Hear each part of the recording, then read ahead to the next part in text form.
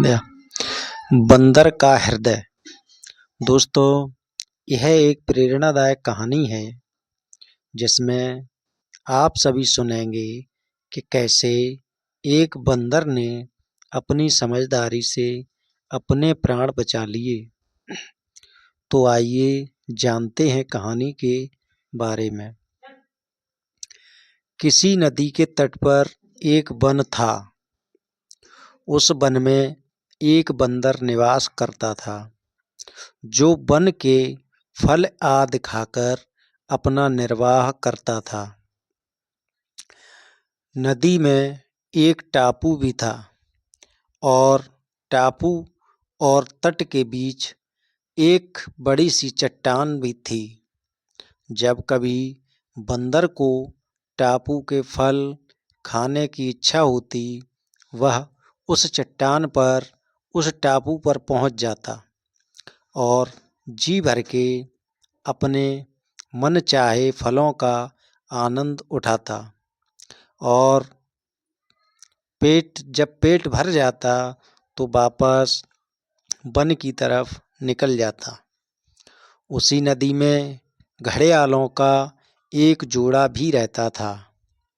जब भी वह उस हृष्ट-पुष्ट बंदर को मीठे रसीले फलों का आनंद उठाते देखती, तो उसके मन में उस बंदर के हृदय को खाने की तीव्र इच्छा उठती। एक दिन उसने नर घड़ियाल से कहा, प्रिय, अगर तुम मुझसे प्रेम करते हो तो मुझे उसका हृदय खिलाकर दिखा दो।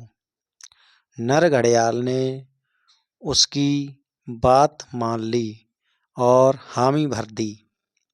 दूसरे दिन बंदर जैसे ही टापू पर पहुंचा, नर घड़ियाल टापू और तट के बीच के चट्टान के निचले हिस्से पर चिपक गया।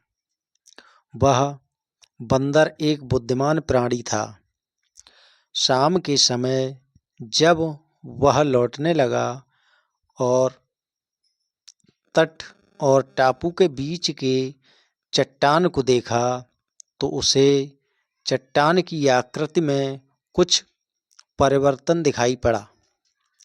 उसने तत्काल समझ लिया कि जरूर कुछ गड़बड़ी है।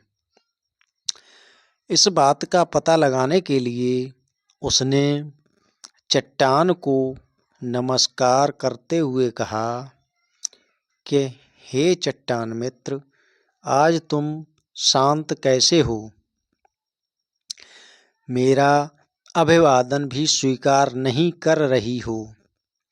घड़ियाल ने समझा, शायद चट्टान और बंदर हमेशा आपस में बात करते रहते हैं। इसलिए उसने स्वर बदलकर बंदर के नमस्कार का प्रत्युत्तर दे डाला। बंदर की आशंका सत्य निकली। बंदर टापू में ही रुक तो सकता था, मगर टापू में उसके निर्वाह के लिए पर्याप्त आहार उपलब्ध नहीं था। जीविका के लिए उसका वापस वन लौटना अनिवार्य था।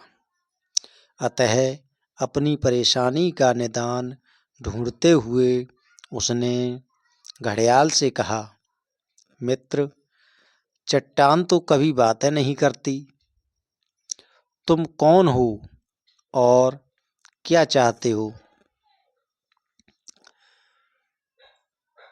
तभी घड़ियाल ने उसके सामने प्रकट होकर कहा, ओ बंदर, मैं एक घड़ियाल हूँ और तुम्हारा हृदय अपनी पत्नी को खिलाना चाहता हूँ।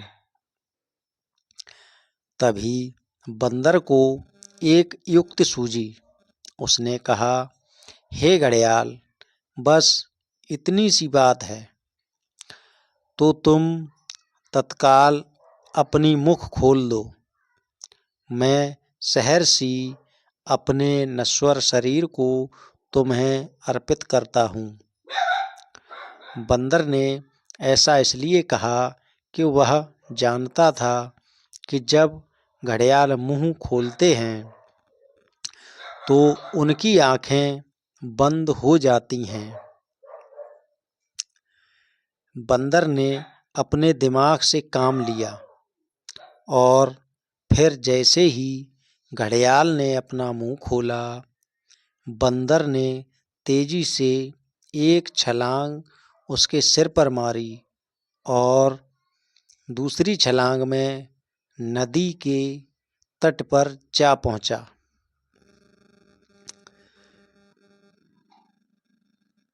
इस प्रकार अपनी सूझबूझ और बुद्धिमानी से बंदर ने अपने प्राण बचा लिए। दोस्तों, ये कहानी यहीं पर समाप्त होती है और ये कहानी आपको कैसी लगी कमेंट करके ज़रूर बताएं और हमारे यूट्यूब चैनल के शाक्या स्टोरी को देखें और सब्सक्राइब करें। लाइक शेयर कमेंट करना ना भूलें। धन्यवाद।